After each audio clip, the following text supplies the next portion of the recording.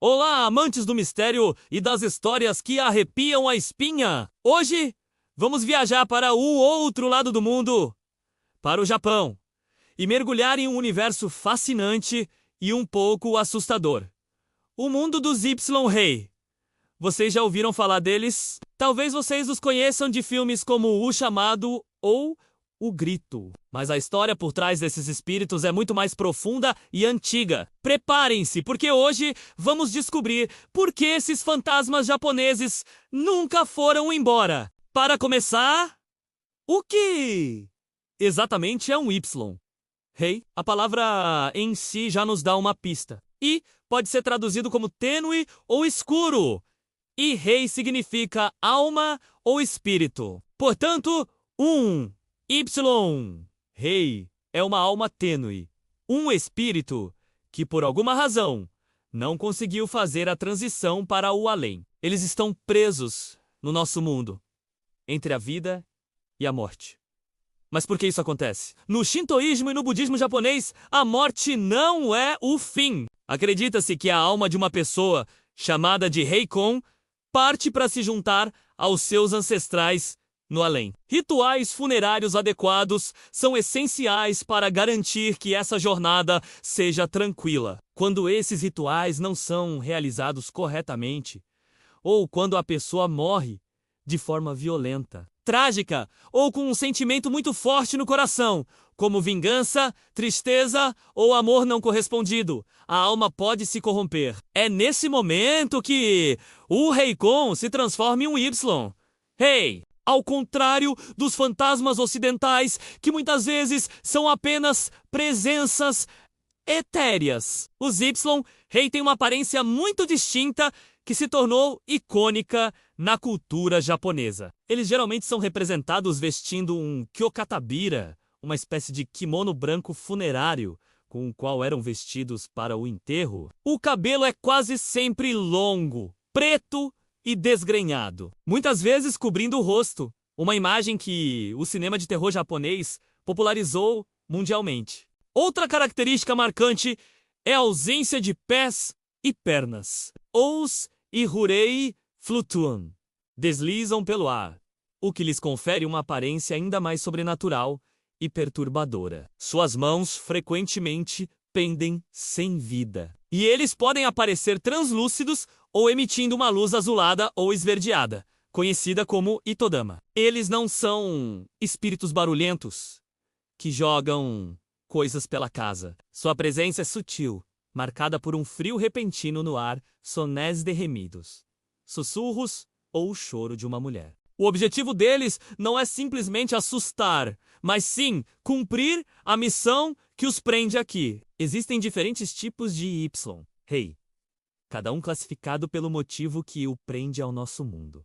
Um dos mais famosos é o Onri. Esses são espíritos vingativos, geralmente de pessoas que sofreram uma grande injustiça em vida. Eles retornam para atormentar e buscar vingança contra aqueles que lhes fizeram mal. Um exemplo clássico é Oiwa, da famosa história de fantasmas Jotsuya Kaidan. Traída e desfigurada por seu marido, ela retorna como um Onri, aterrorizante para levar seu algoz à loucura e à morte. Temos também os Ubumi, os espíritos de mulheres que morreram no parto, ou com grande preocupação por seus filhos pequenos, movidas por um instinto maternal que transcende a morte. Elas podem retornar para cuidar de seus bebês, às vezes até comprando comida ou doces para eles. São histórias trágicas que misturam o assustador com o comovente, mostrando o poder do amor materno. E não podemos esquecer dos Gori. Estes são fantasmas da classe aristocrática, espíritos de mártires que foram injustiçados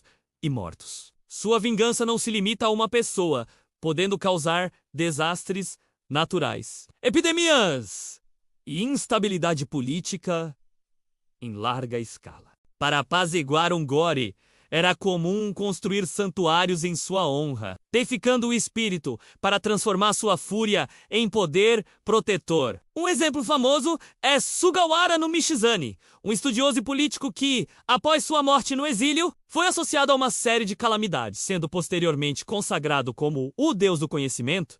Tenjin. A imagem clássica do Y, rei que conhecemos hoje, com o kimono branco e o cabelo longo, foi amplamente consolidada durante o período Edo. Entre os séculos 17 e 19, foi uma época de paz e prosperidade no Japão.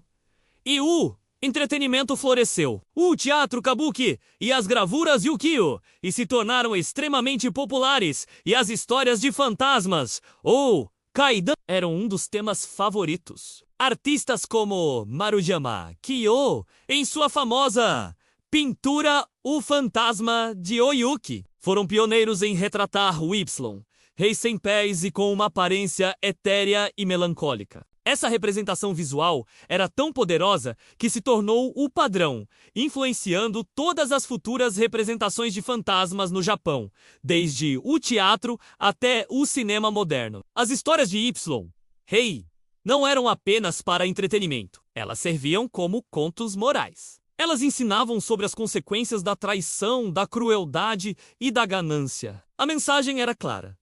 Suas ações em vida têm consequências que podem te seguir até mesmo após a morte. A crença nos Y-Rei reforçava a importância dos laços familiares, do respeito aos mortos e da realização dos rituais funerários corretos. Então, como se livrar de um Y-Rei? Não é uma tarefa fácil. A única maneira de trazer paz a um espírito atormentado é resolver o problema que o prende aqui. Se for vingança, a pessoa que causou o mal precisa ser punida, ou o espírito precisa alcançar algum tipo de justiça. Se for amor, o objeto de sua afeição precisa ser encontrado. Se for um ritual inadequado, a cerimônia correta precisa ser realizada. Às vezes, a intervenção de um monge budista com orações e exorcismos pode ser necessária. O objetivo final é sempre o mesmo: ajudar a alma a encontrar seu caminho para o descanso eterno. Hoje em dia, os Y-Rei continuam a ser uma parte vibrante da cultura japonesa. Eles não estão confinados a templos antigos ou a contos de fadas. Eles aparecem em mangás, animes, videogames e, claro, no cinema, que levou essas figuras a um público